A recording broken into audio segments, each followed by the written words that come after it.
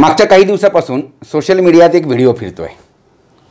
तो व्हिडिओ आहे एका ग्रामीण भागातल्या एका खेड्यातल्या आजीबाईला 4 लोक असं हातात उचलून दवाखान्यात पोहोचवण्यासाठी घेऊन जात आहेत. त्या व्हिडिओनं साऱ्या राज्याला आपल्या संवेदना जागं करायला भाग पाडलं आहे.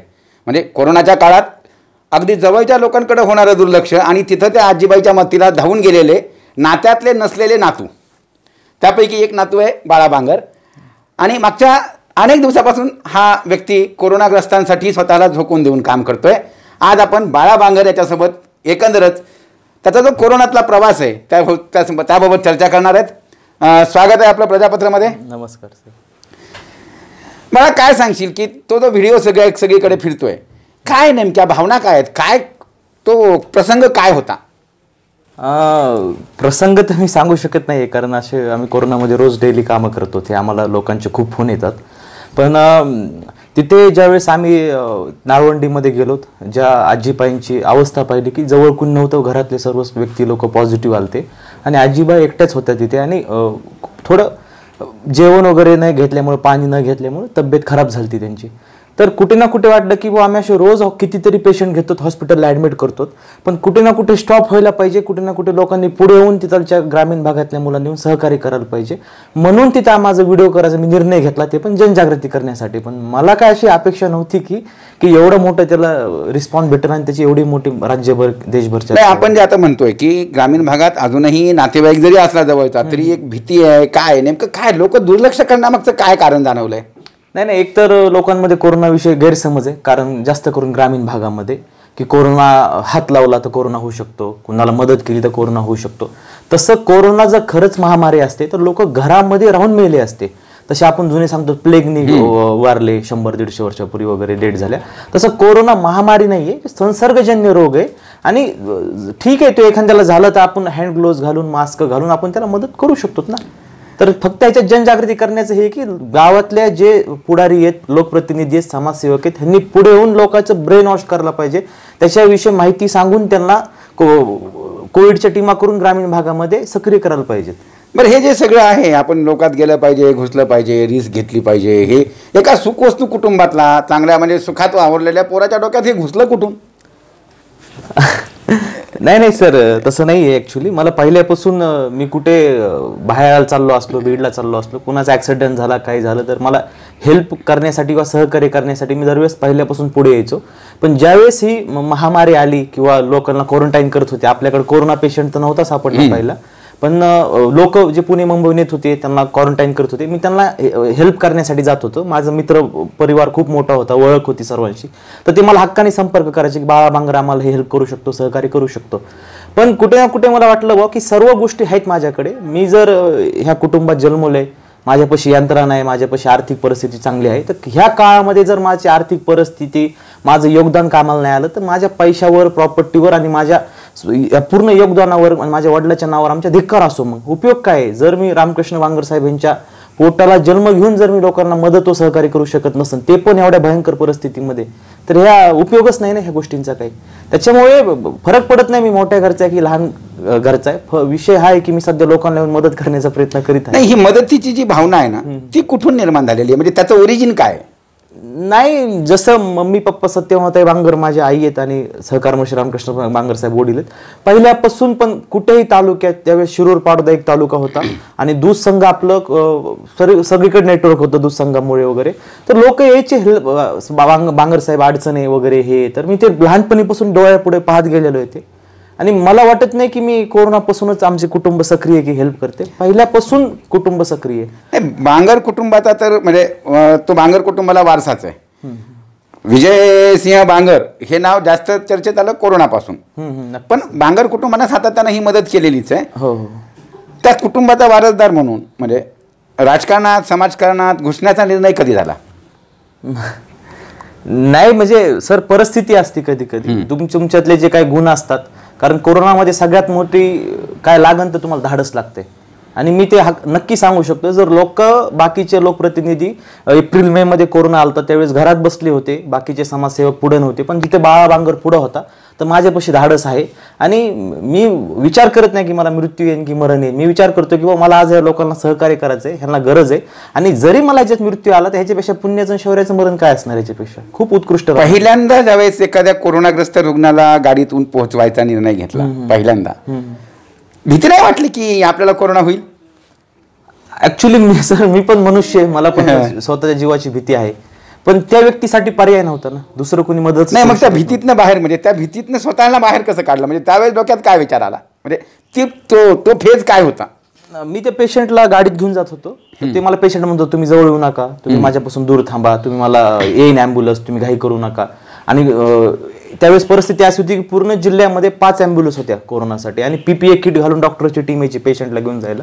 तर मी कुठे ना कुठे विचार केला की ह्या व्यक्तीसाठी जर आपण आता मदत करू शकत नसून, हा एवढा घाबरलेला आहे, बिथरलेला आहे, आणि ठीक आहे त्या पहिल्या पेशंटची मी जे गाडीत नेलं तर पहिल्या पेशंट त्याची माझी काय रक्ताचं नातं नव्हतं, ओळख नव्हतं, काहीच नव्हते आमची, पण त्याला कुठे ना कुठे वाटलं की बाबा मी हेल्प करू शकतो, मी मदत करू शकतो. आणि मी भीतीचा विचार तर सर करणं चुकीचं ह्या काळामध्ये. आणि तुम्ही जर ह्या टाइम, मी तेच म्हणतो वारंवार, तुम्ही ह्या वेळेला मदत करू शकत नाहीत तर आपल्या उपयोगच नाही, तारुण्याचा उपयोग नाही, आपल्या धाडसाचा उपयोग नाही.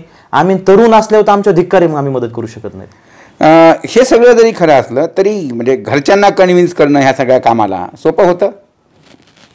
सर मी कम्युनिस्ट विचारधारेत लहानाचं मोठं झालेलं आहे. मी हर गोष्टीचा की घरच्यांना काय वाटेल आणि बाहेरच्यांना काय वाटेल ह्याचा विचार करीत राहिलो तर मी लोकांना सहकार्य मदत करू शकणार नाही. नक्कीच मी जे काम करतो त्यावेळेस घरच्यांपासून क्वारंटाईन राहतो, वेगळा राहतो, पण सर कुठे ना कुठेहून आपण समाजात 4 लोक काय म्हणते म्हणून आपण कामं करीत नाहीत, तेच लोक 4 लोक शेवटल्यावर राम राम सत्य म्हणतात. त्याच्यापेक्षा आपण पुढे येऊन तरुणांनी कामं करणं खूप गरजेचं आहे. हा जो एकंदर प्रवास सुरू झाला म्हणजे कोरोना काळातला, आपण त्याच्यापूर्वीचा आपण बोलणार आहोत, पण कोरोना काळातला जो एकंदर अगोदर क्वारंटाईन लोकांना मदत करणं, नंतर त्यांना धान्य पोहोचवणं, हे करता करता पॉझिटिव्ह लोकांपर्यंत जाऊन त्यांना रुग्णालयात पोहोचवणं, त्यासाठी ॲम्ब्युलन्स, स्वतःच्या गाड्या वापरणं, ह्या सगळ्या काळात नेमके काही असे खेळावणारे, चटके देणारे काही अनुभव आले? खूप सारे अनुभव आले. काय घटना तर कुठली एखादी सांगायला असं? सर एक बीड शहरातलीच घटना आहे, मागच्या सप्टेंबरची गोष्ट आहे ती. तर खूप एक व्यक्ती होती, खूप मोठ्या घरची व्यक्ती होती आणि वयस्कर होती. तर त्यांचा कोरोना RT-PCR रिपोर्ट पॉझिटिव्ह आला. त्यांच्या दारात 4 गाड्या उभ्या होत्या. त्यांना असं नाही की त्यांना मुलं मुली नव्हते, त्यांना कुटुंब खूप स्ट्रॉंग होतं, आर्थिकदृष्ट्या स्ट्रॉंग होतं, पण त्यांना हॉस्पिटलमध्ये न्यायला कुणी तयार नव्हतं.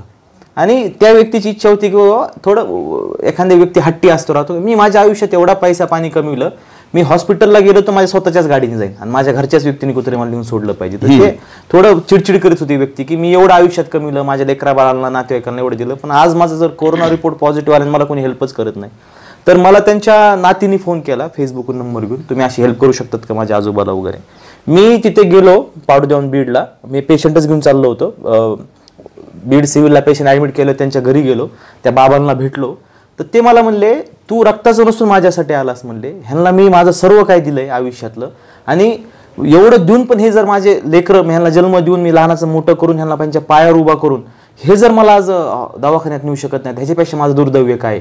आज मला 10 ॲम्ब्युलन्स न्यायला, 100 ॲम्ब्युलन्स येतात, पण माझ्या दारात एवढी धनसंपत्ती पडू नये, ती काहीच माझ्या उपयोगाला येत नाही. धिक्कार आहे म्हणले धनसंपत्तीवर माझा. मग मी त्यांना समजून सांगितलं, त्यांच्यासोबत चहा घेतला, त्यांच्या पाठीवर हात टाकला, समजून सांगितलं, मिठी मारली त्यांनी मला तिथे. म्हणले तू खरंच माझ्यासाठी आलास म्हणले हे ते. तर मी पण थोडा भावनिक झालो तिथे. त्यांना तिथून मी जहांगीरला ॲडमिट करायला नेलं. आम्ही सोबत गेलो दोघं जहांगीरपर्यंत. जाताना आम्ही जेवण केले सोबत.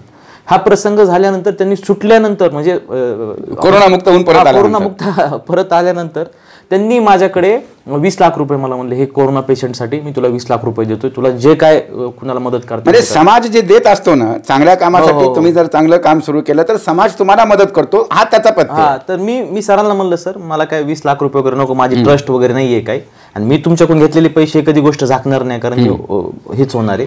तर सर म्हणले ते जे व्यक्ती होते त्यांचं नाव नाही घेणार, त्यांनी मला त्या कारण त्यांच्या आपल्याला म्हणजे ते. तर मी त्यांना सांगितलं सर तुम्ही 10 ते 15 कोरोना पेशंटचा खर्च घ्या. त्यांनी 17 कोरोना पेशंटचा खर्च केला. हा माझ्या आयुष्यातला खूप मोठा अनुभव आहे. म्हणजे असे बरेच लोक मी ज्यांना हेल्प केली, तिथे त्यांचे घरचे नाही आले, त्यांचे आई वडील म्हणजे आई वडिलांना कोरोना झाला तर मुलांनी त्यांनी हात वर केले, रक्ताच्या नात्याने हात वर केले. पण मी जेव्हा त्यांना जाऊन आम्ही व माझ्या मित्रपरिवारांनी सहकार्य केलं, त्यांनी त्याच्यानंतर आम्हाला खूप म्हणजे भयंकर खूप हेल्प केली. खूप एकंदरच म्हणजे हे या सर्व काळामध्ये म्हणजे मागच्या एप्रिलमध्ये कोरोना सुरू झाला होता, आता 1 वर्षापेक्षा अधिक कालावधी संपला आहे. काय म्हणजे यंत्रणेमध्ये काय म्हणजे पायाभूत कोणते बदल होणं अपेक्षित आहे असं, म्हणजे तुझा कामाचा स्वतःचा अनुभव आहे, त्या कामाच्या अनुभवातनं काय सांगशील की यंत्रणेत काय कमतरता आणि कुठे बदल झाला पाहिजे? नाही सर, सगळ्यात महत्त्वाचं ह्याच्यामध्ये एक आहे, जे यंत्रणा बदलली पाहिजे ना. जर पहिली लाट येऊन गेलती तर राज्य आणि केंद्राला दोष देणार नाही मी, पण जे सेंट्रल गव्हर्नमेंट आहे त्यांनी दुसऱ्या लाटेसाठी सज्ज राहायला पाहिजे होतं. सर्वच म्हणजे की मी राज्याला आणि केंद्राचा भेदभाव करणार नाही, मी निपक्ष काम करतोय कोरोनामध्ये, मी कोणत्या पक्षाचं लेबल वगैरे लावित नाहीये. पण एकच सांगेन की ह्याच्यासाठी सेंट्रल गव्हर्नमेंटनी सज्ज राहायला पाहिजे होतं. कारण पहिली लाट ही लोकांनी चष्टेवारी घेतली, लोकांना वाटलं की भारतीय पब्लिकला, जनतेला वाटलं काय होणार नाहीये. पण दुसऱ्या वेळेस जंतू विषाणू स्ट्रेन बदलून आला तर खूप आपण घातक रूप पाहिलं त्याचं. आणि पहिल्या वेळेस ज्यावेळेस कोरोना सुरू झाला तर त्यावेळेस लोकांच्या अंगावर कोरोना निघत होता, नीट होता, नॉर्मल होत होतं. म्हणून गव्हर्नमेंटला कुठे ना कुठे वाटलं की पुढच्या वेळेसची पण लाट आली तर अशीच येईल. त्याच्यासाठी यंत्रणा सज्ज ठेवणं मी सर आता सध्या बघतो ऑक्सिजनचा किती तुटवडा आहे, पेशंट किती दगावत आहेत. म्हणजे माणसाच्या जीवनाची किंमत आता काय ते आपल्याला करू राहिली. मुलीच्या भावात म्हणजे आपण जे म्हणतो साध्या भावामध्ये माणसाचे जीव चाललेले आहेत. आणि सर यंत्रणा गव्हर्नमेंट पण सगळं देते, राबविणारा व्यक्ती पाहिजे. जर तिथं अधिकारी छान असेल, लोकप्रतिनिधी छान असेल तर 100% यंत्रणा राबविली जाऊ शकते. जसं तुम्ही आता अनुभव सांगितले, चांगला अनुभव सांगितला की बाबा लोक नंतर समाज परत करतो. आपण यंत्रणेबद्दल बोललो. कधी ह्या 1 वर्ष 1.5 वर्षभरात यंत्रणेमुळं कशामुळं कधी हतबलतेचा प्रसंग आला एखादा? नाही सर, तसं तर असं कधी म्हणजे पावडा तालुक्यात मी काम करत असताना मला आरोग्य विभागाने आणि प्रशासनाने खूप सहकार्य केलेलं आहे. आणि त्यांचं काम पण मी माझ्या पातळी डोळ्यांनी ते पाहिलेलं आहे, तर खूप छान आहे. फक्त काय बीड सिव्हिल मधले काय अनुभव आले अशात तर थोडे धक्कादायक होते. असं मी प्रशासनाची निंदा करणार नाही किंवा नाव ठेवणार नाही, ते पण खूप छान काम करतात. पण कुठे ना कुठे हलगर्जीपणा होतो सर थोडा प्रशासनाकडून. त्याच्यासाठी त्यांना दोष देण्यापेक्षा आपण ती कमी, मला असं वाटतं की मी ह्या विचारधारेचा आहे की आपण प्रशासनाला दोष देण्यापेक्षा ती कमी आपण जाऊन भरून काढली पाहिजे. हे लोकप्रतिनिधीचं, समाजसेवकांचं सध्याचं काम आहे. म्हणजे हाच आपण धागा पकडतोय की प्रत्येक ठिकाणी कुठेतरी कमी भरून काढणं किंवा समाजाला पूरक काम करणं, ही जी मानसिकता आहे. आपण आता कोरोना पलीकडे जातोय, म्हणजे कोरोनातला बाळा बांगर सर्वांनी पाहिला आहे, पण कोरोना पलीकडेही बाळा बांगरची ओळख आहे. ही जी समाजाला पूरक काम करण्याची, म्हणजे यंत्रणेला, प्रशासनाला पूरक काम करण्याची जी मानसिकता आहे ती कोरोनाच्या पूर्वीच्या काळात भायाळा गावामध्ये कशी डेव्हलप केली, काय तिथं काय केलं? सर मी वयाच्या 23व्या वर्षी सरपंच झालो. हो. तर मला मी भायाळा गावाचं माझं जन्म मूळ गाव आहे, तर मी खूप आभारी आहे. एवढ्या लहान वयामध्ये मला त्यांनी संधी दिली व आज पण मी गेले 3-4 महिने झालं आणि गेली 1 वर्ष झालं कोरोनामध्ये सक्रिय काम करत आहे. पण गावाकडं माझं थोडंफार दुर्लक्ष होतं, पण ते मला समजून घेतात गोष्टी आणि जे अडचणी येतात मला त्याला गाव माझं खंबीरपणे साथ देतं. मी सरपंच झालो त्यावेळेस मी गावामध्ये पहिली गोष्ट की वडिलांनी पहिलीच गावामध्ये पाईपलाईन वगैरे, जलस्वराज वगैरे केलं तर विलासराव देशमुख साहेब मुख्यमंत्री होते त्या काळामध्ये. आता मी भायाळामध्ये जिथे घर आहेत तिथे लोक राहतात, तिथेपर्यंत तुम्ही सिमेंटचे रस्ते नेणं, कॉन्क्रीट रस्ते करणं तुमच्याकडे पूर्ण शक्य नसतं. 15 वित्त आयोग 14 वित्त आयोग मधून एवढा निधी भेटत नाही. पण तुम्ही जर पक्के रस्ते करू शकत नसताना तर कच्चे तरी करा, त्यांना सुविधा द्या. आणि सगळ्यात महत्वाचं आमची रोज ना रोज आम्ही डेव्हलपमेंट चालूच ठेवतो. म्हणजे काही ना काही भायाळगाव हे अंधारमुक्त आहे पूर्ण. भायाळगावात ज्या पद्धतीने आम्ही काम करतो, म्हणजे आमचा जो पॅटर्न आहे की लोकांना म्हणजे रस्ते देणं, लोकांना लाईट देणं, लोकांना पाणी देणं, हा विकास झाला, ही प्रगती झाली.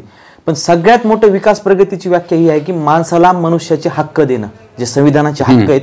आम्ही गावामध्ये राहत असताना कधी दुजभाव नाही, भेदभाव नाही, कधी कुणाविषयी जातीवादाची भावना नाही किंवाच नाहीये. सर्वांसोबत राहताना, वागताना मनुष्याला मनुष्यासारखं वागून त्याचा सन्मान करून त्याचे हक्क, त्याला जे लोकशाहीने हक्क दिले त्याचे हक्क मिळून त्याच्यापर्यंत विकास व केंद्राच्या स्कीम. आता हे बोलत असताना, म्हणजे हक्काची भाषा करत असताना, बांगर कुटुंबाला एक वारसा आहे. बांगर कुटुंबाबद्दल मतदारसंघात चांगलं बोललं जातं. हे सगळं जरी खरं असलं तरी मधला एक पॅच असा होता की बांगर कुटुंब वादाच्या भोवऱ्यात अडकलं होतं. म्हणजे हक्काची भाषा बोलणारा विजयसिंह बांगर, पण त्याच्याच कुटुंबाला जे अनेक आरोप, म्हणजे जिल्हा बँकेसंदर्भात असतील किंवा दूध संघाच्या संदर्भात, हे काही अडकलं होतं. त्यावेळेसची भावना काय होती, त्याचं काय उत्तर देशील? सर नक्कीच, जे सत्यता आहे त्याच्यापासून मी पळू शकत नाही आणि लपू पण शकत नाहीये. नक्कीच जर सर आमची घरची बँक होती, आमची बँक पण खूप आर्थिक अडचणीत आली. त्याच्यानंतर पण ज्या लोकांची बँकेमध्ये डिपॉझिट होते, पैसे होते, ते आम्ही आमच्या स्वतःच्या शेती, जमीन हे विक्री करून आम्ही त्या लोकांचे पैसे वापस केले.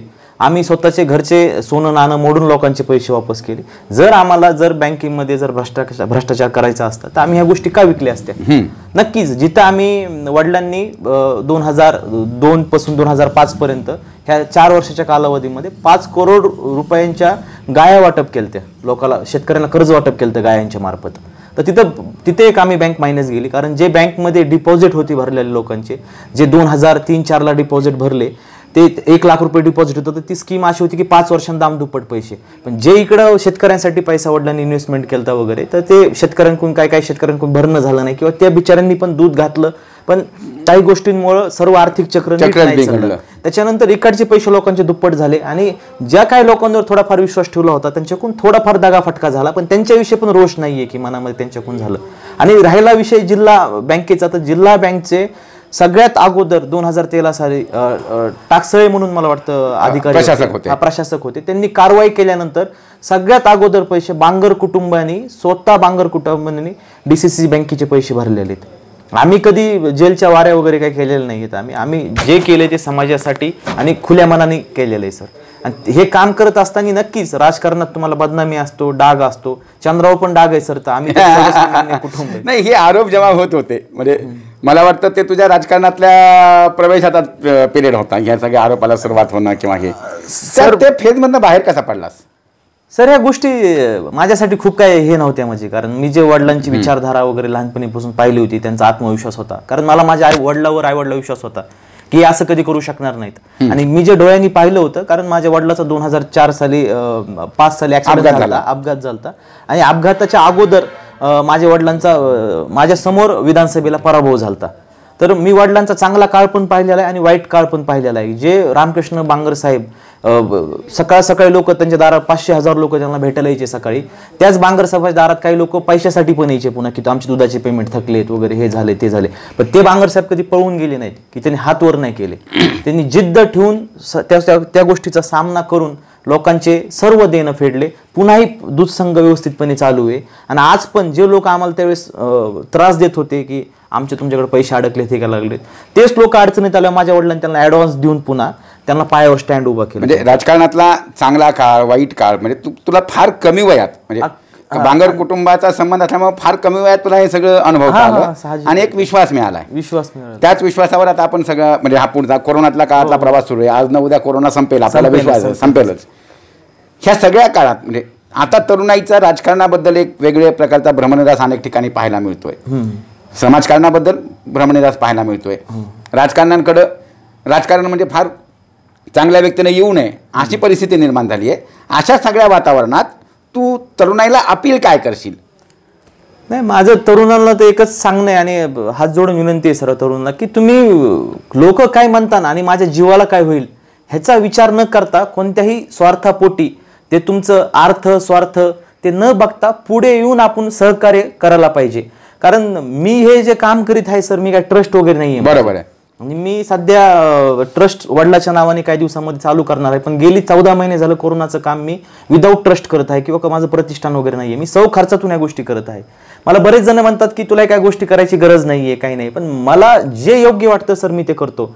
आणि तरुणांना मी तेच वारंवार सांगतो, जर आपलं तारुण्य ह्या कोरोनाच्या महामारीमध्ये आपल्या देवासारख्या आपल्या आजी आजोबांना, आपल्या मित्रपरिवारांना, आपल्या आई वडिलांच्या सेवेला हे जर कामाला नाही आलं तर आपल्या तारुण्याचा धिक्कार आहे सर.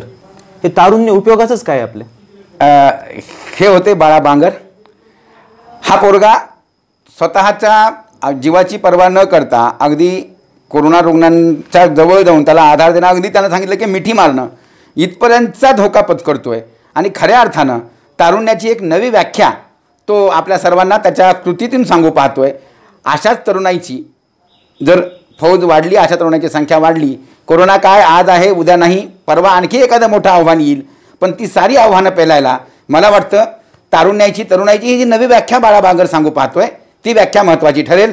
आपण प्रजापत्राला वेळ दिला त्याबद्दल आपले आभार, धन्यवाद.